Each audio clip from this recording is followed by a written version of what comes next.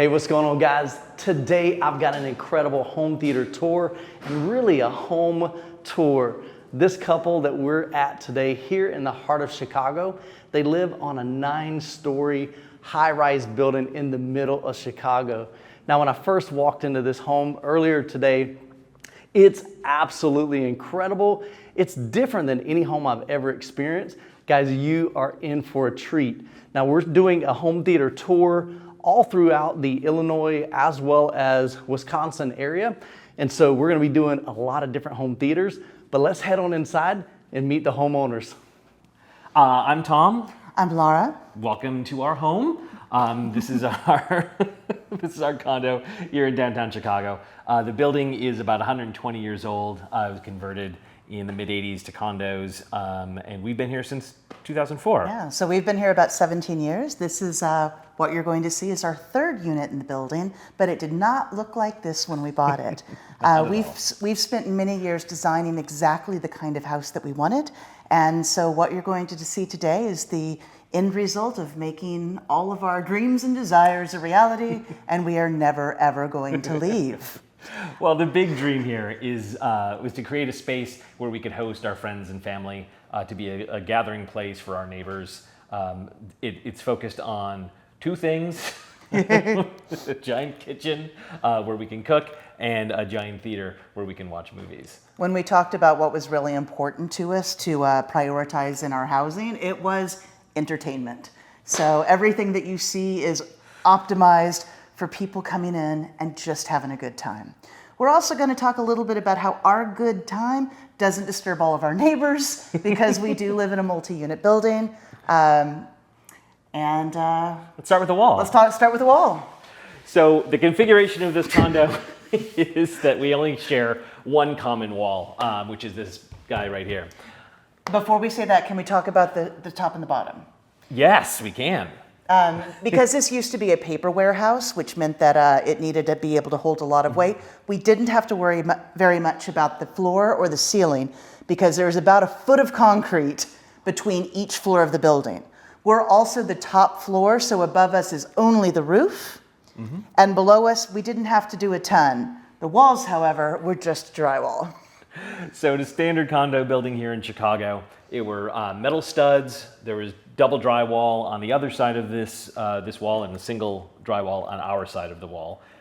We are friendly with our neighbor, very friendly. She's always invited over for the parties when she knows they're happening.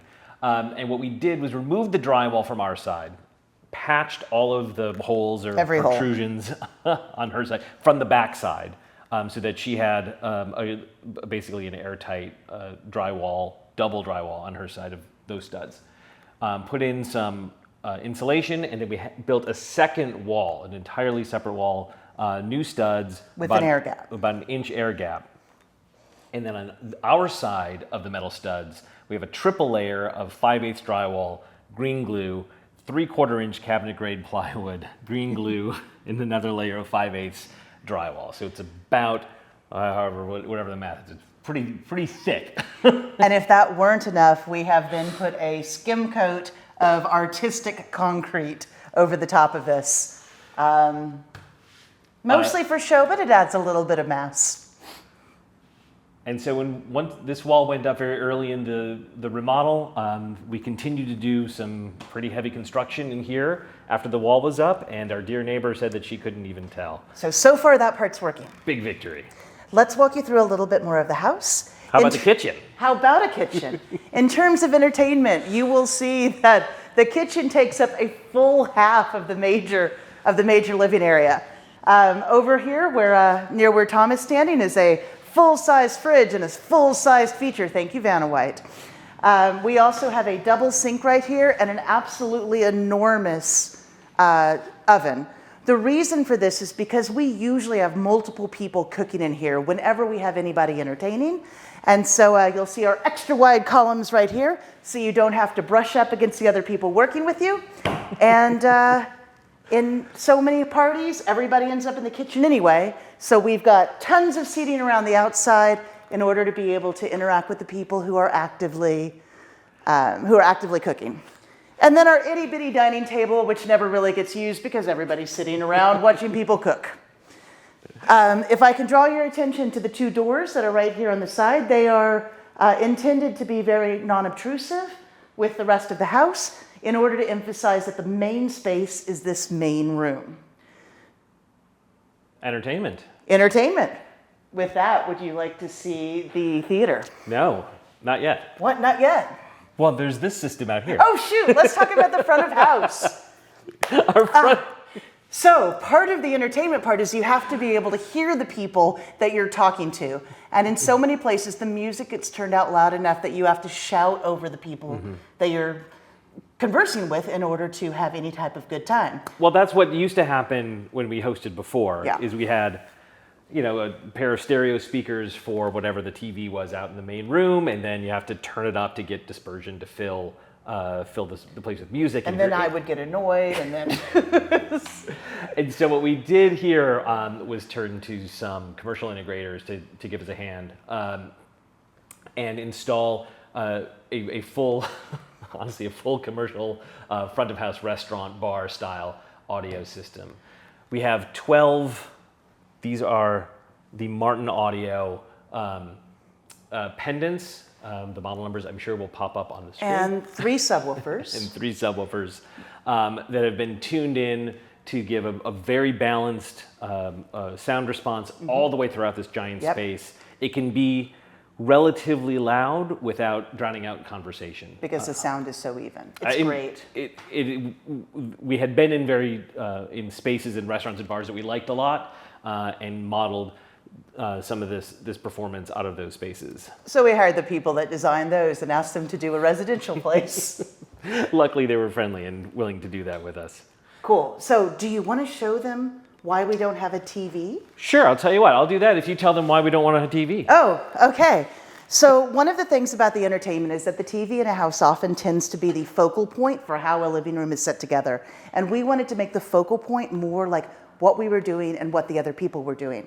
That being said, being able to watch things without having to turn on the entire theater was an objective. So if you will take a look behind you, you will see our screen coming down. This is an incredibly bright system. It doesn't have to be perfect because it's here so that we can just enjoy watching something on occasion when we're cooking or hanging out. It's a 110-inch daylight screen. The projector is a Panasonic WUXGA resolution laser projector. It's got about 4,500 lumens, which even in broad daylight with a backlit screen with the sun coming through, it shows up just fine, at least good enough for this space. We usually use it for watching TV while we cook or putting on a music video for brunch, something like that. But it's YouTube parties where everybody just wants to push something for other people to watch. In case you want to share the newest Youthman video with your friends when they come over for dinner. That was so good. You want to be able to do it out here without pulling everybody into the theater. So that's part of this system here. So let me show you the rack. This is where all of the equipment is that runs the front of house and the theater system. It looks like a pantry, Tom. It does look like a pantry, Laura. It's a little warm.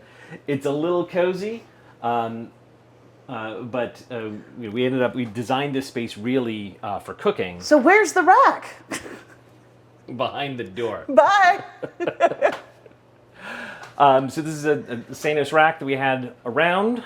I am not the world's best rack builder, so I'm not going to show you the spaghetti behind. If you want a tour of top to bottom here, these are the 2 LEA professional amplifiers. They're both 4-channel amps. One set does all of the pendant speakers. The second one does the subwoofers. It's significantly more powerful. They're a really great system. They're all they run their own web servers, so it's easy to get in and tweak with the settings and everything. I have a Marantz. This is the NR. Is that an NR? 1200. You could probably see it better than I can from here. The slimline receiver, that is for the front of house. It basically just is my HDMI switcher, sets the levels, the level out before it gets to the LEA amps for the front of house system. Everything else below is for the theater. Starting at the top, this is which is a completely nondescript black box with a blue light. This is a Buckey amplifier. It's a custom-built amplifier by a nice gentleman in Ohio that runs my surround channels. It's an 8-channel amplifier.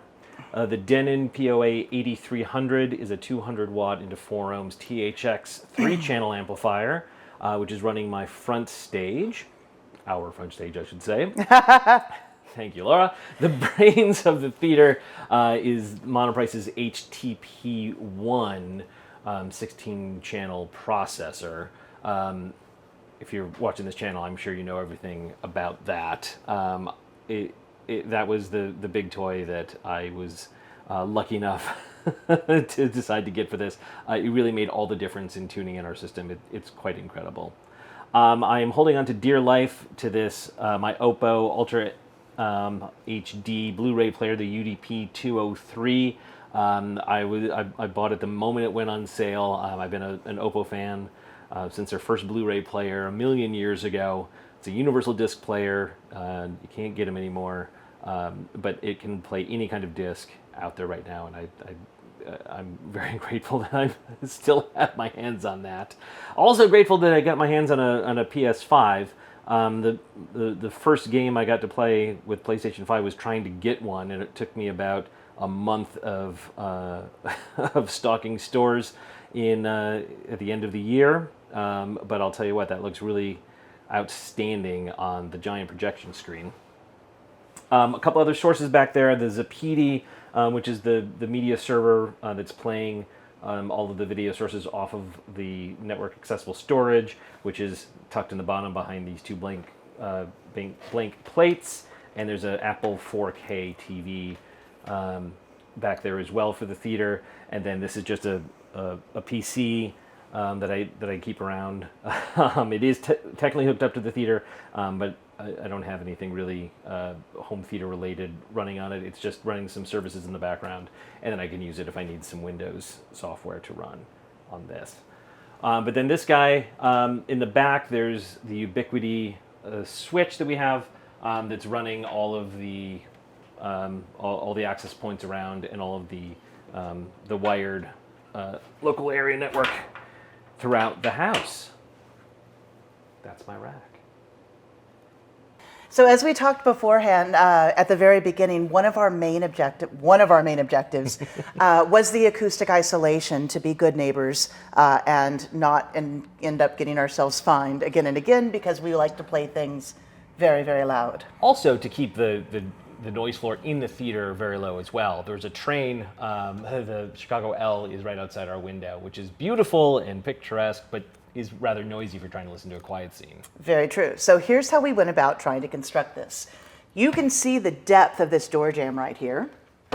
And the reason for that is that this is built as a box within a box. So within the actual theater box, within the outside theater box, we've acoustically isolated an entirely separate inner box, along with its own HVAC system, to keep any sound from being able to leak in or out of our theater.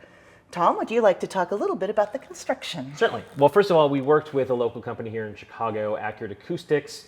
Jeremy Fegan is one of the principals there, who we met at Expona, which is one of the local audio shows if it ever comes back. A couple of years ago. We've been talking to him for a long time, and he was able to help us really design the acoustic isolation, the acoustic treatments inside the theater, and then was able to build all of the walls here for us. He and his crew built not just the theater, but all of the walls on the inside of this, of our condo. And he's been really, had some great ideas, great problem solving, and we were really happy to work with him. What we have is very similar to our side of our neighbor's wall. We have metal studs going floor to ceiling. The metal studs actually have a bit more flexibility than wood studs, and at least in the spring of 2021, were much cheaper. On the outside of the first set of metal studs do it on this side. Is like, ooh.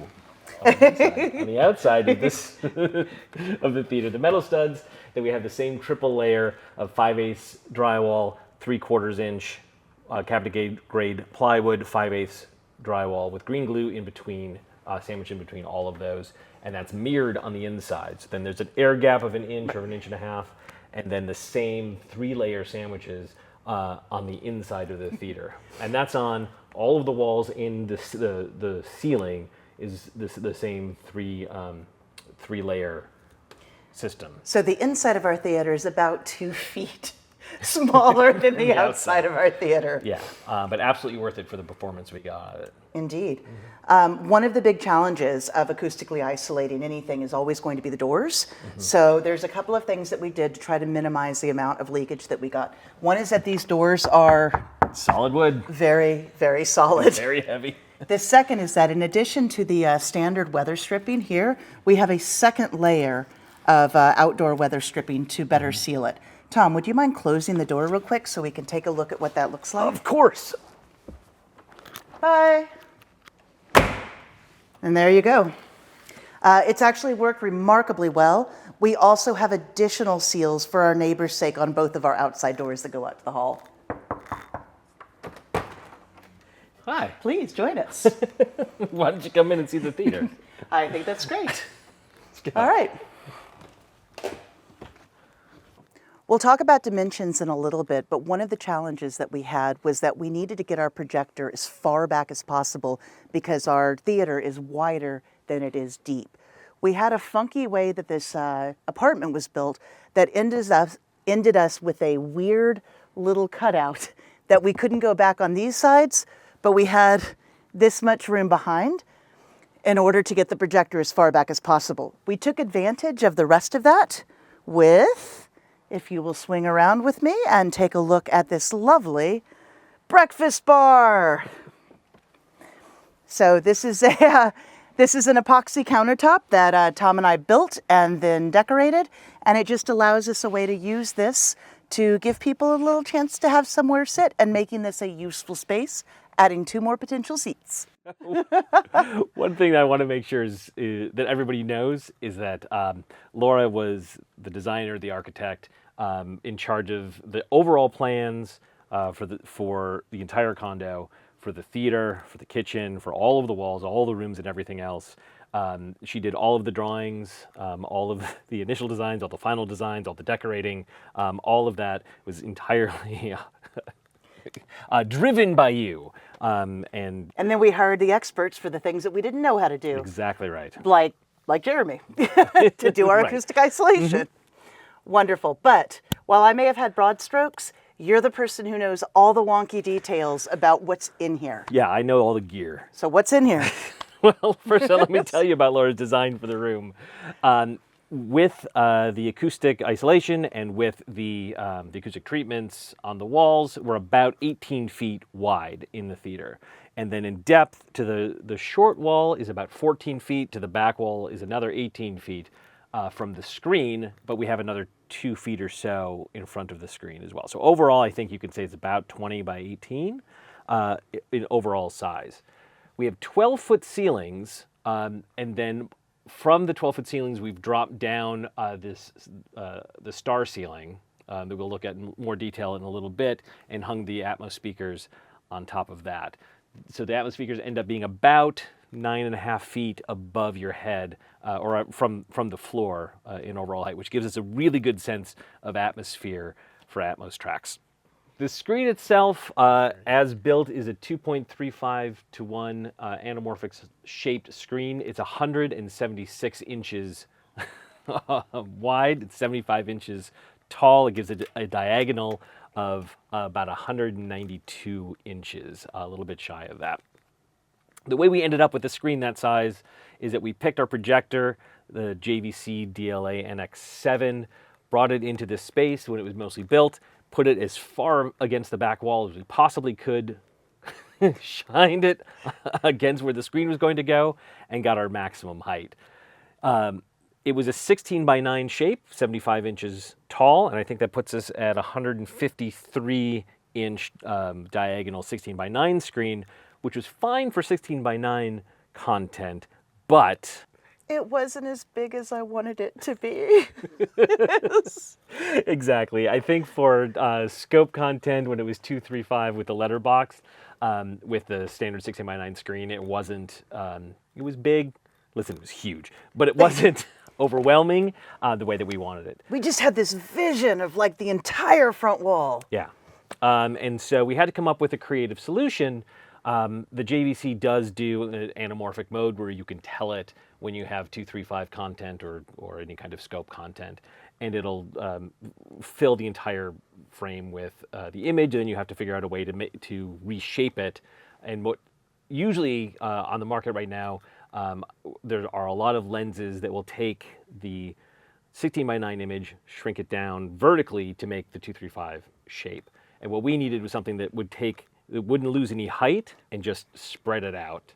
And it took a long time to find an anamorphic lens that would stretch it the right way we wanted. We ended up with the ISCO IIIL 1.33 times anamorphic lens that does a horizontal stretch on this image. So we kept the 75-inch height, blew it out to 176 inches wide, and we have the screen the way we absolutely love it. The screen material is from Seymour. It's their Enlighten 4K woven fabric. We have a second acoustically transparent mask behind that to make sure that we don't get any back reflections from the wall behind it. Behind the screen are JTR's the Noesis 212 RT towers, 3 of those for the front, center, and the front, left, and right, and center, and also the JTR RS2 Captivator subwoofers. We have 2 of those, which puts us at 4 18-inch drivers for the low frequencies behind the screen. The screen material is stretched on a custom fabric, frame, as well as all of the velvet that we have up front, and all of the walls have the same frame material that we stretch the fabric over to hide the acoustic treatment, so everything is nice and smooth. You don't see anything poking out of it. What else about that? Oh, I guess the surround speakers are also JTR, the 110 HTs for the bass, for the sides, and mounted on the back walls. We decided that we wanted wall-mounted speakers, even though they're outside of this, because we didn't want to put any more protrusions through our acoustically isolated walls. So everything is mounted on the inside instead of doing in-wall speakers for that. For the Atmos speakers, we have the JBL SCS 8s. They're coaxial drivers, so they match very well sonically with the JTRs. They're also professional speakers, and the movie theater geek in me was thrilled to have something that is actually installed in professional movie theaters. That's the other excuse for that. Those are also mounted externally and poke through the star ceiling that we have up here. Do you want to talk about the lighting? So we don't have a lot of light in here, but the light that we do have is very colorful. We have these strips of custom LED lightings. These are these are all ones that Tom and I installed and are completely customizable, either through an app, right now, which will eventually be hooked up to our whole home automation system. If you'll look up, the one thing that I demanded that we had to have in this theater was a star ceiling. We, of course, turn all of these off when we're actually watching something, but the star ceiling is particularly lovely when you want to come in here and lay on the carpet and stare up at the ceiling and think lovely thoughts about the world. Do you mean lay on our black shag carpet? Black shag carpet, Tom? What do you mean? I mean, it took an hour to convince the carpet guy that what we really wanted was black shag carpet. He kept saying, oh, well, here's some black carpet. I'm like, yeah, but it isn't shaggy enough. I was like, well, here's some that's a little thick. It wasn't thick enough. And eventually he said, well, I have some black shag. I'm like, that's what I've been asking for. And when we finally got the sample, and I made you take your shoes off and step on it. Yes, you were so right. Yes. Love to hear those words. Yes. But we have that down in the pit. And I will say that is a feature that toddlers love the most. You want to talk about the seats? I'll talk a little bit about the seats. We got our seats from HT Market here in Chicago. They were absolutely wonderful. They are offset a little bit so that the seat that I am sitting in right now is exactly in the middle, ideally placed for all of the speakers. all of the Dolby Atmos, and all of the screen, which means that it's Tom's seat. Well, here's the other thing that, for our design, is that all of the armrests come out. So you can snuggle if you want to. Exactly. And they're all reclinable, of course. So when we take all of the armrests out, we end up with one giant couch that everybody can... Snuggle. Well, yeah, that's right. We can seat 10 people total, 8 in the seats and 2 at that little breakfast bar in the back. And anybody who wants to, you know, sit on the floor. Because it's lovely shag carpet. So the second exit door to the theater, come with me, takes us into our small theater lobby with this custom-made light that Tom and I put together with a tube of acrylic, a whole bunch of LEDs, and a couple of 3D printed cuffs at the top and bottom.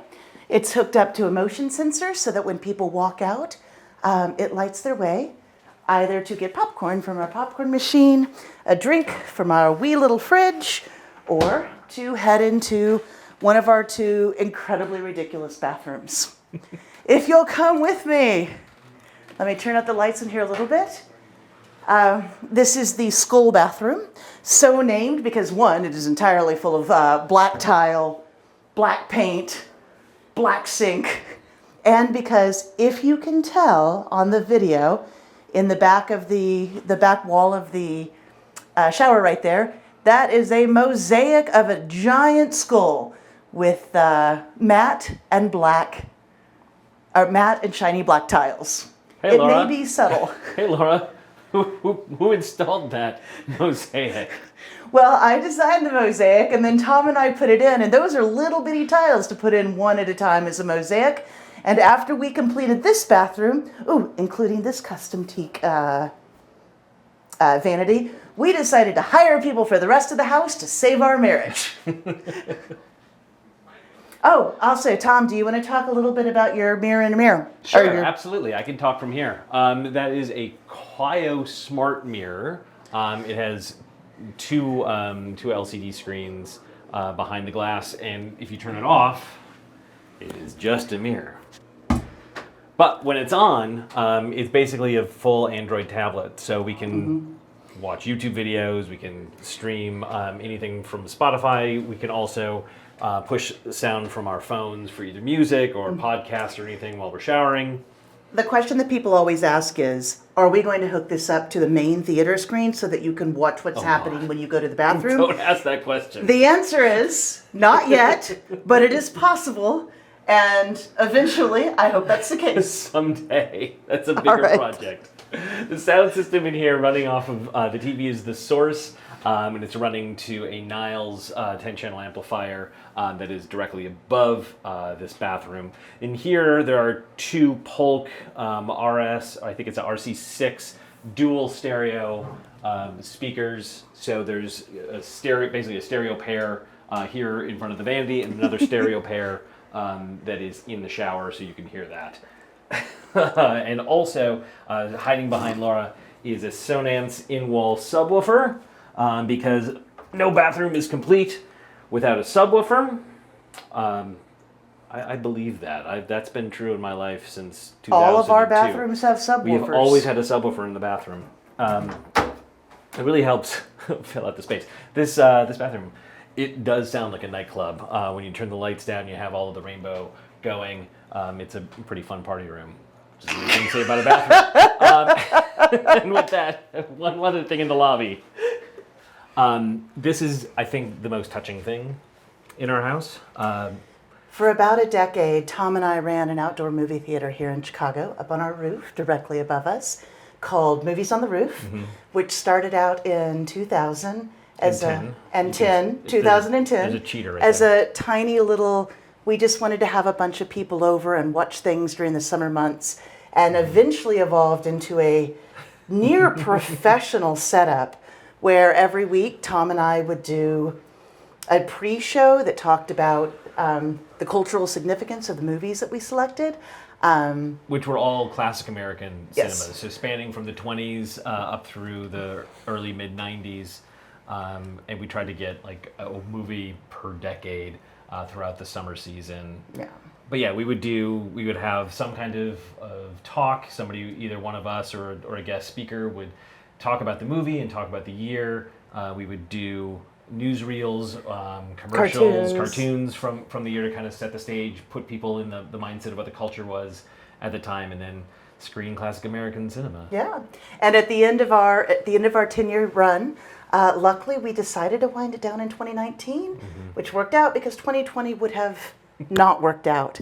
And some of our dear friends presented us with this plaque at the end of that time, and it's incredibly As a surprise. touching. As a surprise, we had no idea. But we did 100 movies in 10 years, and I'm really quite proud of that. Started and ended with Casablanca. How else would you do it? So remember when I said that the skull bathroom was the first of our ridiculous bathrooms? Welcome to the second ridiculous bathroom. This is our music bathroom. Mostly looks like mostly a bathroom. That would be normal except for our party lights. And take a look at this wallpaper. It's from a company called Flavor Paper. We found it at a local store called Urban Source. here in Chicago. Who has a wonderful selection of unusual wallpapers. They really do, and they're wonderful people. We're really happy to work with them to find something that fit our personalities. I'd also like to point out that the Moroccan tile is from Fire Clay Tile. Fire Clay Tile out in California. In San Francisco. Which they did custom coloring for us to match the wallpaper. To match the wallpaper. Yeah, that might help. Get a better sense. Full steam shower. Speaker. These are monitor audio. Marine speakers, which had to be a little bit different than the other bathroom because of steam shower. Steam. And of course, as I said before, no bathroom is complete without a subwoofer. This one is entirely in this wall. It is, I believe it's a Polk subwoofer. I will look it up and get the right model number. The baffle box is this entire size, and it just comes out this vent here is where the actual sound comes out of it. And again, this bathroom is incredible. A smaller version of the same mirror we had in the skull bathroom to fit the size here. Again, it's a Quio smart mirror. We can do basically anything that we want to on that, and that's the music source. I stream a lot of both YouTube and other local sources in there, and use it to sort of push music from my phone in here. I think that's the kicker on this. Thanks for coming to our bathroom. So thank you so much for including us on your list of theaters that you're going to be showcasing. Thank you for coming with us to take a look at our place. It's been a joy to get to show it off a little bit.